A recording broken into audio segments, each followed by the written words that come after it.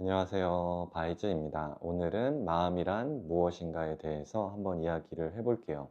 마음이란 무엇인가에 대한 내용을 사실 굉장히 많이 고민한 적이 있었어요. 그렇게 고민하던 과정 중에서 데이비드 호킨스 박사가 쓴 치유와 회복을 읽고 나서 마음이라는 것을 이렇게 볼 수 있겠구나라는 부분을 알게 됐고, 그것과 이제 여러 가지 책들을 통해서 알게 된 것들을 종합을 해서 더웨이란 책에도 자세하게 소개를 했는데, 오늘은 간명하게 이제 더웨이에서 소개한 마음이란 무엇인가에 대한 것을 조금 더 분명하게 강의를 통해서 이야기를 해볼게요. 일단 몸이라는 것이 있어요, 우리에게는. 근데 몸은 몸을 경험하지 못해요. 예를 들어서 이 팔이 자기가 팔이라는 걸 알지 못하잖아요. 그리고 다리는 자기 자신이 다리라는 것을 알지 못해요. 경험하지 못해요. 그러니까 몸 자체도 몸만 있으면 몸 자체를 이제 알지를 못하잖아요. 죽은 사람을 예를 들면 만약에 시체예요. 그러면 얘를 뭐 때리거나 뭐 건드린다고 해도 아무 반응이 없겠죠. 왜냐면 아무것도 경험되어지지 않으니까. 그래서 호킨스 박사는 이렇게 얘기해요. 몸은 무정물이다. 몸은 몸보다 몸은 이제 우리의 오감을 통해서 경험된다고 얘기를 해요. 그래서 몸이라는 것을 몸 자체가 몸을 경험할 이제 방법이 없으니까 오감이라는 것을 통해서 우리는 몸을 경험하고 있어요. 그러니까 오감이라는 것은 뭐 쉽게 말해 시각, 청각, 미각, 후각, 촉각 이렇게 5가지 감각을 이야기하겠죠. 시각이라는 것은 어떠한 화면, 이미지, 우리가 눈으로 보는 그런 것들에 대한 형태적인 요소들. 그 시각, 청각은 대부분은 말소리겠죠. 말소리나 혹은 무슨 생활소음 등등등의 청각적인 것들, 귀를 통해서 인지되는 것들, 우리 몸에 달린 센서라고 보시면 돼요, 오감이. 그렇죠? 그래서 이것은 눈, 그리고 귀, 그리고 미각이라는 것은 바로 혀를 통해서 느껴지는 것들. 그리고 후각이라는 것은 코를 통해 느껴지는 냄새. 혀를 통해서는 맛을 느끼죠. 그리고 촉각을 통해서 이것은 몸이죠. 몸 전체에 있는 촉각을 통해서 느껴지는 감각. 이 5가지를 오감이라고 이야기를 해요. 근데 재미있게도 오감 역시도 자기 자신을 경험하지 못해요. 오감이라는 것은 오감을 느끼는 것은 바로 우리가 이제 마음을 가지고 오감을 경험하죠. 그렇죠?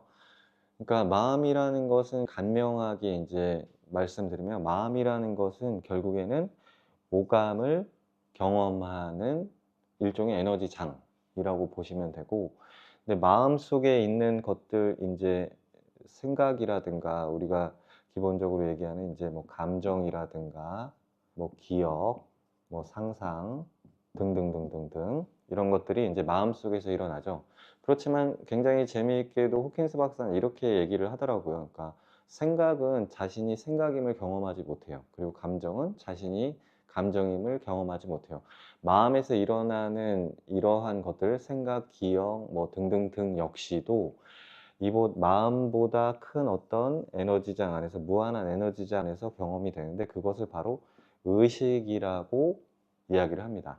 그래서 그렇죠. 그러니까 의식이 있어야 마음 안에서 일어나는 일들이 경험이 되고, 그리고 마음이 있어야 오감의 영역에서 일어나는 일들이 경험이 되고, 오감을 통해서 우리가 이 몸 자체를 경험하게 되는 거죠. 그렇게 분명하게 호킨스 박사가 이야기를 했어요. 그래서 더 나아가서 그럼 의식이라는 것은 의식 역시도 자기 자신을 경험하지 못하는데, 그것은 어디서 경험되느냐?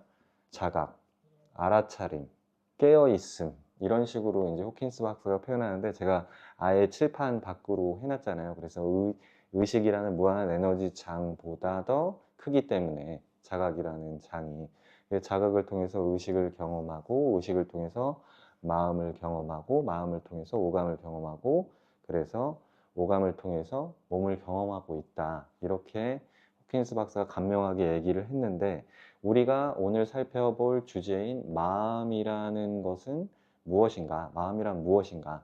굉장히 분명해졌죠. 마음이라는 것은 그러니까 오감이라는 것을 통해서 눈, 귀, 혀, 코, 몸을 통해서 어떤 이미지적인 요소, 말소리, 자, 이 대부분이 이게 뭐예요? 이미지, 소리, 생각이죠. 생각의 영역이고, 그리고 몸 감각까지 포함하면 생각 플러스 몸 감각, 그래서 감정이라고 얘기했죠.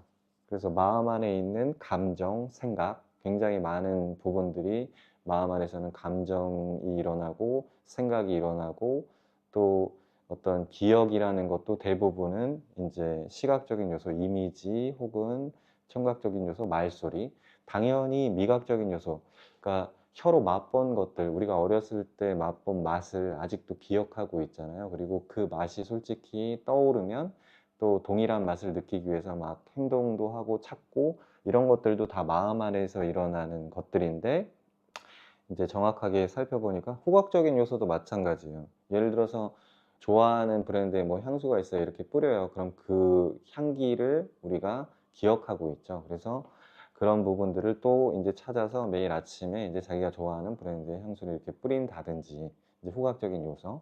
그리고 이제 촉각적인 요소는 당연히 이제 들어가 있는 거고. 그래서 이 5가지 감각을 통해서 만들어지는 생각이라든가 감정이라든가 기억이라든가 상상이라든가 상상도 뭐 굳이 따지면 이미지와 소리 위주죠. 소리 위주고 그리고 뭐 상상 중에 어떤 감각적인 요소, 감정적인 요소도 포함되어 있을 수 있겠죠. 감각적인 요소. 그래서 이렇게 살펴보니까 마음이라는 것은 오감이라는 것을 통해서 우리가 세상에서 경험한 모든 것들에 대한 데이터가 자기 멋대로 일어났다 사라지고 일어났다 사라지고 있는 어떤 에너지 장이라고 볼 수 있어요. 다시 한번 정리를 하면 우리 몸은 몸 자체를 경험하지 못하는데 오감을 통해서 몸을 경험하고 그리고 오감 역시도 자기 자신을 경험하지 못하는데 마음이라는 것을 통해서 우리가 오감을 경험하고 마음 역시도 자기 자신을 경험하지 못하는데 의식, 더 큰 에너지장인 의식을 통해서 그걸 경험하고 그리고 요새 최근에 들어서 이제 메타인지라는 말이 유행하고 있는데 그런 것처럼 자각, 알아차림, 알미라는 것을 통해서 우리가 의식을 경험하고 있다. 이렇게 어떻게 보면 몸의 단계에서 실질적으로 몇 단계가 떨어져 있는 셈이죠. 그래서 이렇게 단계로 따졌을 때는 이렇게 좀 떨어져 있죠. 그래서 마음이라는 것이 몸 안에 있다라기보다는 어떻게 보면 몸보다 큰 범위를 차지하고 있다라고 볼 수도 있을 것 같아요. 그래서 뭐 김상훈 작가님 같은 경우에는 그렇게 표현하더라고요. 그러니까 몸은 내가 아니다. 근데 뭐 이런 이야기 다음에 천천히 할 텐데 그렇지만 그 마음이라는 것은 어떻게 보면 몸을 둘러싼 어떤 에너지 장 같은 것이다. 이렇게 표현을 많이 하시더라고요.